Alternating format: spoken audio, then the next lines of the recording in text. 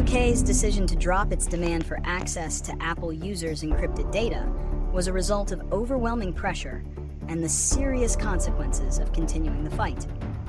First, the US government intervened directly, with high-level officials like President Donald Trump and Director of National Intelligence Tulsi Gabbard voicing strong opposition. The US saw the UK's demand as a direct threat to the privacy of American citizens and a potential violation of civil liberties. Second, Apple's firm stance showed the UK that it would not back down. In a defiant move, Apple had already removed its advanced data protection feature from the UK, which encrypted cloud data for its users.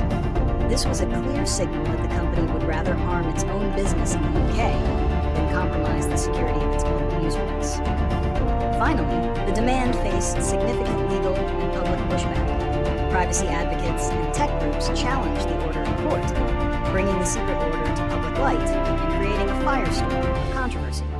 The combination of diplomatic pressure, corporate resistance, and public outcry made the UK's position untenable. The UK dropped its demand for access to Apple users' encrypted data due to a combination of diplomatic pressure, corporate defiance, and public backlash.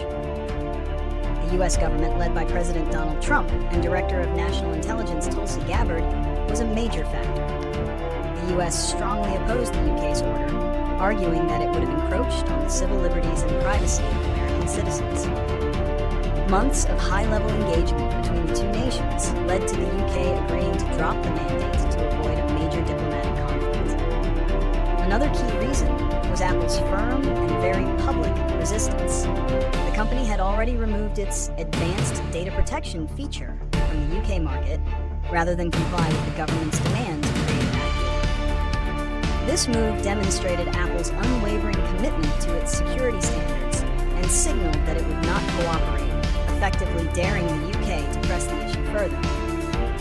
Finally, the UK's demand was met with significant legal challenges and a public outcry from privacy advocates and tech organizations.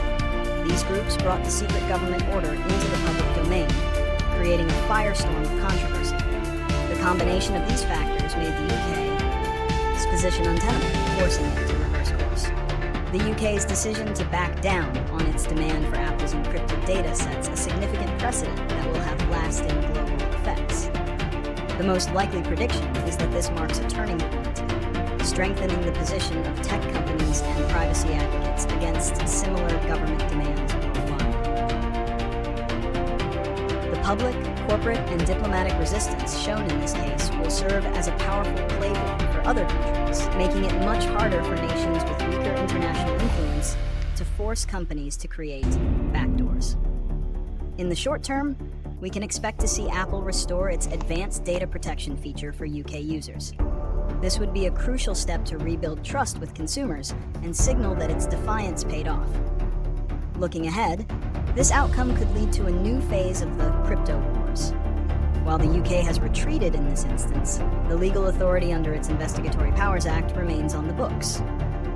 Other countries with similar laws, such as Australia, could be emboldened to try a different approach, perhaps targeting smaller companies. However, the coordinated response from the US government, Apple, and privacy groups demonstrates that a united front is a powerful deterrent.